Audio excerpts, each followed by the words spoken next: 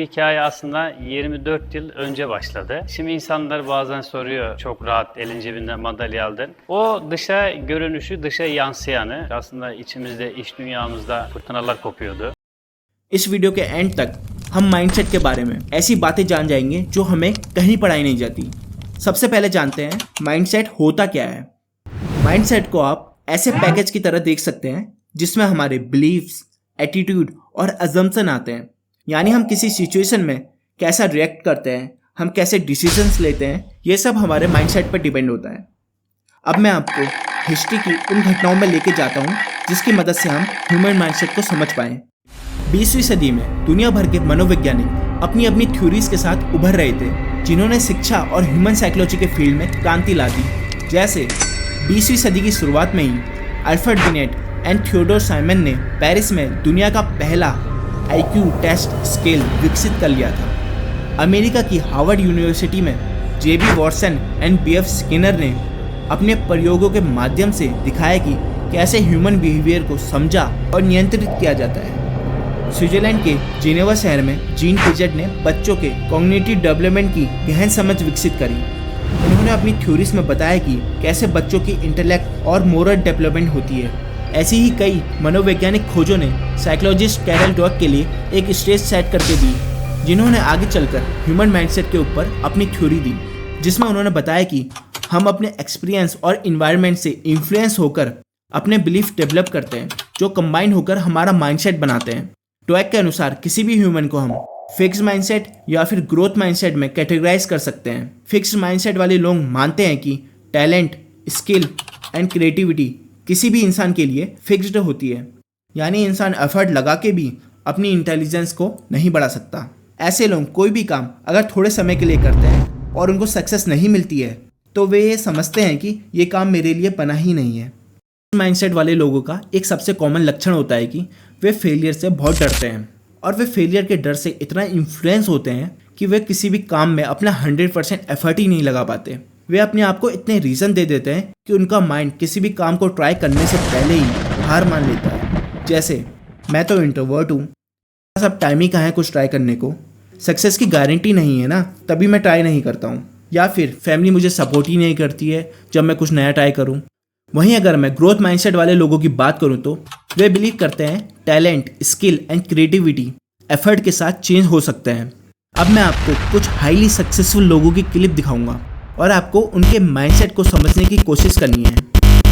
24 yıllık bir çalışmanın bir emeği var. Haftanın 6 gün antrenmana geliyorum ve 4 saat 5 saat antrenman yapıyorum. Bu 1 yıl 2 yıl değil. Tabii 24 yıl. 24 yılın sonunda da istediğimiz sonuca keşke altın olsaydı. Kendine uygun bir, kendi anatomik yapısına, kendi atış pozisyonuna uygun bir duruşu vardır. Ben de kendimi en rahat hissettiğim, yani vücudumu en stabil tutabildiğim pozisyon o pozisyondu. Tabii aslında her ne kadar bizim dışarıdan böyle çok fazla sakin gibi görünsek de aslında içimizde, iç dünyamızda fırtınalar kopuyordu. Bunu dışarıya çok fazla yansıtmamaya çalışıyorduk. Oysa kalp atışımız, yani kalbimiz sanki yerinden patlayacakmış gibiydi. Birisi hedef almış sanki çeviriyor gibi. Çok heyecan vardı tabii ki. Heyecan olmasa zaten bu iş yapmanın da bir anlamı yok.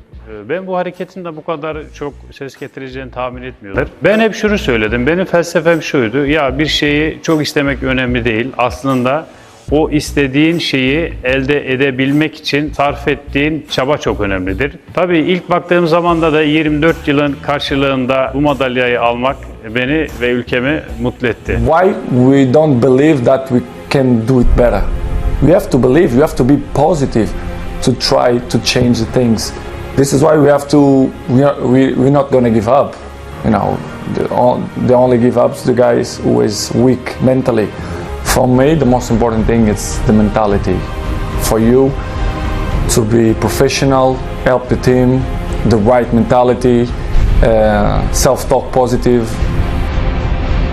I think it's all the details depend of you, not the coaches, the fans, the press. Depends of you.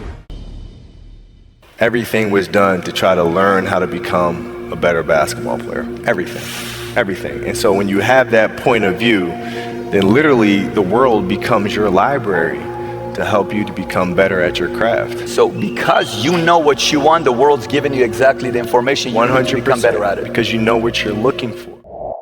आपने notice किया होगा कि ये सब लोग अपने respective field में कुछ नया सीखने के लिए मोटिवेटेड रहते हैं। वे फेलियर को भी एक लर्निंग अपॉर्चुनिटी की तरह दिखते हैं, ना कि उनसे डरते हैं। उनको कॉन्फिडेंस होता है कि अगर वे राइट डायरेक्शन में एफर्ट डालें तो उनको सक्सेस मिलने के चांसेस काफ़ी ज़्यादा होंगे। तो अगर इन सब का कंक्लूजन निकालें तो आप जानोगे कि माइंडसेट चेंज फेलियर की मीनिंग को चेंज कर देता है। तो आपको क्या लगता है, किसी भी फील्ड में सक्सेसफुल होने के चांसेस किसके ज़्यादा होंगे? ऑब्वियसली ग्रोथ माइंडसेट वालों के। और अगर आपको भी फिक्स्ड माइंडसेट से ग्रोथ माइंडसेट की तरफ स्विच करना है तो आपको ये 5 बातें ध्यान में रखनी होंगी। आपको चैलेंजेस को इम्प्रेस करना है, ना कि उनको अवॉइड करना है। अगर आपको फेलियर मिल रहे हैं तो भी आपको उनसे सीख के एफर्ट करते रहना है, ना कि बहुत जल्दी गिव अप करना है। आपको समझना है कि एफर्ट्स हमें किसी भी फील्ड में मास्टरी की तरफ ले जाते हैं। अगर शुरुआत में एफर्ट के रिजल्ट न भी दिखें तो आपको उसे यूजलेस नहीं समझना है। आपको अपने यूजफुल नेगेटिव फीडबैक से सीखना है, उसे इग्नोर नहीं करना है।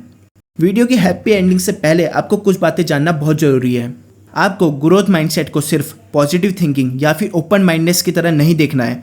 ड्वेक के अकॉर्डिंग सबके पास ग्रोथ एंड फिक्स माइंडसेट होता है, बट अलग अलग फील्ड में। जैसे आपको लग सकता है कि डांस के लिए फ्लेक्सिबिलिटी और बॉडी मूवमेंट चाहिए होती है, जो सिर्फ किसी किसी के पास होती है, और मैं तो फ्लेक्सिबल हूँ ही नहीं, तो फिर आप कभी अच्छे डांसर नहीं बन सकते हो। और अगर आप मैथ में अच्छे हो, आपको लगता है कि कॉन्टिन्यूस एफर्ट और फोकस के साथ हर कोई मैथ में अच्छा बन सकता है, तो मैथ को लेके आपका ग्रोथ माइंडसेट है।